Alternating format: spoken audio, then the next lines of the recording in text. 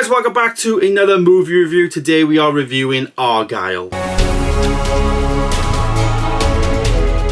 Yes, we are here reviewing Argylle today, a new movie directed by Matthew Vaughn, and it is a Apple TV movie, but it's in cinemas first. Very similar to things like Killers of the Flower Moon, as well as Napoleon. This movie, however, does have a star-studded cast. It stars Bryce Dallas Howard as Ellie Conway, Sam Rockwell as Aidan Wilde, Bryan Cranston, we get Catherine O'Hara, Henry Cavill, Dua Lipa, Ariana DeBose, John Cena, Samuel Jackson, Sophia Boutella, and Richard E. Grant. It is a star-studded cast, as I said, and yeah, does it live up to the hype? What type of film is it? Well, basically it's about a book series in terms of Ellie Conway is this like author that nobody knows who she is. There was a few theories going around that she was Taylor Swift, but yeah, nobody knows who Ellie Conway is, and she has wrote these books, Argylle, and Bryce Dallas Howard is playing Ellie Conway, you know, who is basically writing the books, but then gets almost the story that she's writing is actually a real life thing, and they try and track her down, and she finds herself in like a real life spy thing.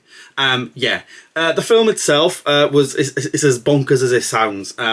You know, it had some good acting performances in there, but I think that's as far as really it goes. I think, you know, script-wise it was quite interesting. It wasn't like, you know, so-so and just meh and boring and just thing. It was actually quite progressive. There was some good action sequences in there, and the music and score work was actually really good. I think filmmaking wise, I think it was a bit poor in that sense. You know, Matthew Vaughn really didn't, you know, give us anything new that we haven't seen and stuff like that. Now, Matthew Vaughn is actually known to do the Kingsman movies, and I've never seen those, so I'm not sure if this is like a similar thing in terms of his art and stuff like that.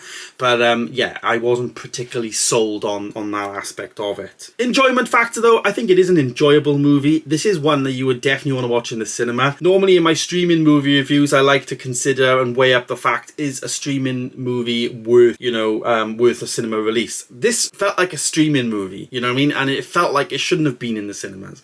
But at the same time, it was a bit of a spectacle. You can definitely tell Apple pumped a ton of money in this, not just by getting the cast members, but, you know, in terms of like some of the shots and stuff did look okay. There was also a cat in the film. I can't remember what the cat's name was now though, but yeah, the cat basically was entirely CGI, from what I could tell from most of the shots, and it didn't look great. Animals never look great in CGI, like they just never do. I don't know, just don't know why, but they just don't.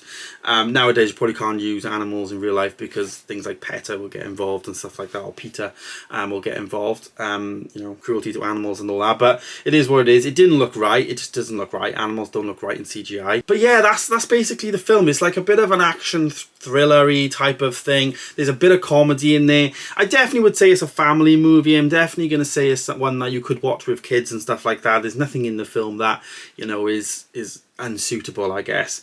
But it just felt like a streaming film. So if you're going to consider going to the cinema to pay 20 quid, don't bother. Basically, just wait for it to come on Apple, get a 3-month trial then, or pay 6 quid for the month and watch it that way.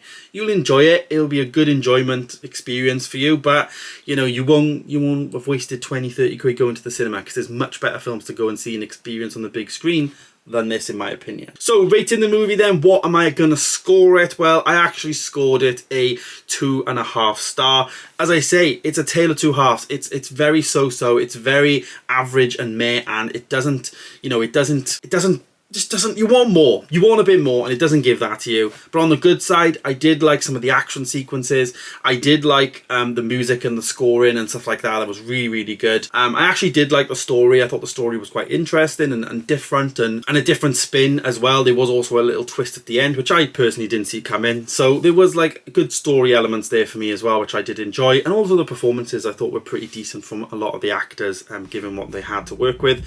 And yeah, it was, like I say, 2.5 stars. So there you go, guys. There is my review of Argylle. Have you seen Argylle? Are you going to see it? Let me know your thoughts down below. Thanks so much for watching, guys. Stay tuned for more, and I'll see you in the next one. Goodbye.